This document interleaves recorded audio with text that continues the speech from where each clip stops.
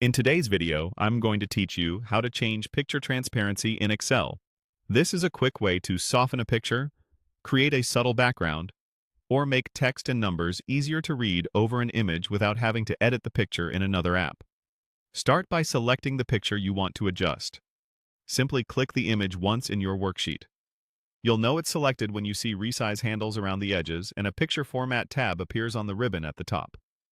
If nothing happens, click again to make sure you're actually selecting the picture and not a nearby cell. And if you have several images, click the one you want to change so the adjustment applies to that specific picture. With the picture selected, look for the Transparency option on the Picture Format tab. This button opens the transparency controls for your image. It's usually represented by a small checkerboard-style icon. If you don't see the tab or the button, confirm the picture is selected. In some layouts or older builds, you can also open the Format Picture pane and find Transparency under the Picture options, which offers the same controls. Once the transparency controls are open, choose how you want to adjust the picture's visibility.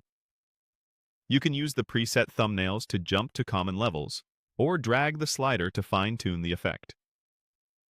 The scale typically runs from 0% to 100%, where 0% keeps the image fully opaque and 100% makes it completely transparent. As you move the slider, Excel shows a live preview on your sheet, so take a moment to watch how your cells, grid lines, and text appear through the image. If you're creating a light watermark, a higher value often works well.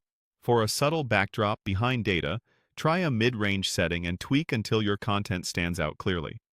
If you change your mind, it's easy to revert. Drag the slider back toward 0% to restore opacity, or use Reset Picture if you want to clear all formatting you've applied. Keep in mind that transparency only affects the selected picture, so repeat the same steps for any additional images you want to match. A couple of quick tips as you finish. Check Print Preview if color and contrast are important, since printed results can look slightly different from your screen.